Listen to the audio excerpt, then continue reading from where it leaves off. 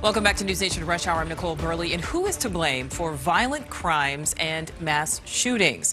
Amid a congressional investigation into gun manufacturers, Smith & Wesson CEO Mark Smith is criticizing politicians and the news media. Comes as he declined to testify before the House committee in the wake of recent mass shootings. And we are taking a deeper dive with our team coverage. NewsNation's Marky Martin joins us first. Marky, is Mark Smith now facing backlash?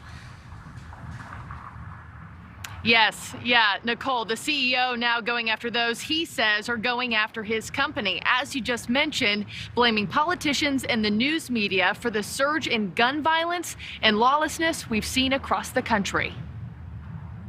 On Monday, the CEO of Smith & Wesson not mincing his words in a published statement, blaming politicians and the media for a crisis of violence. The backlash comes weeks after Mark Smith refused to testify alongside fellow firearm executives in front of the House Oversight Committee, which has been investigating the industry in the wake of mass shootings in Buffalo, Uvalde, Highland Park, and Tulsa. No civilian needs an assault rifle, and the Second Amendment does not protect the right to own a weapon of war. Smith blaming lawmakers, referencing progressive crime policies, saying in part this: some have had the audacity to suggest that Smith & Wesson and other firearm manufacturers are somehow responsible for the crime wave that has predictably resulted from these destructive policies. After Smith canceled his appearance in front of the committee, Chairwoman Carolyn Maloney issued a subpoena to Smith & Wesson for documents related to its manufacturing and sales of AR-15 style guns. Writing in part, your testimony would have shed light on why your company continues to sell and market these weapons to civilians despite recent mass shootings with your products. Texas Senator Roland Gutierrez says blame falls everywhere. At the end of the day, Mark Smith is in the business of selling guns, and I get that and I understand that. Politicians need to create policies that keep his guns out of the hands of kids, and that hasn't happened.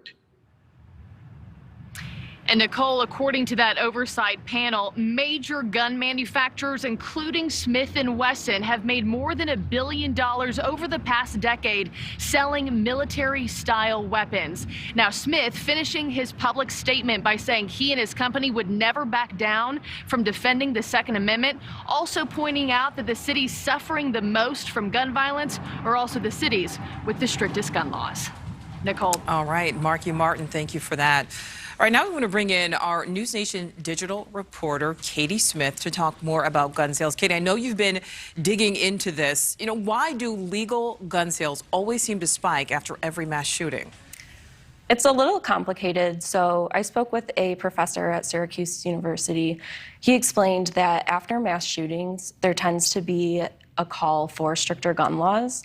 And that outcry tends to make people feel like they might not be able to purchase guns as easily in the future, and it makes it feel a little more urgent. You also have the political rhetoric, both pro-gun and anti-gun, that reinforces those feelings usually.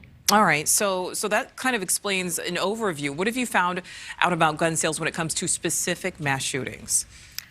So one example that we talked about that's a pretty good example of a couple things being at play is the Sandy Hook shooting. So that happened in December of 2012, and the following January in 2013, so just 1 month later, there were more than 2 million federal background checks for firearm purchases. And for context, in the previous January in 2012, there were about 1.7 million. At that same time, though, it was the re-election of former President Barack Obama. So there's always a couple things at play. It can be hard to pin down the main driving factor.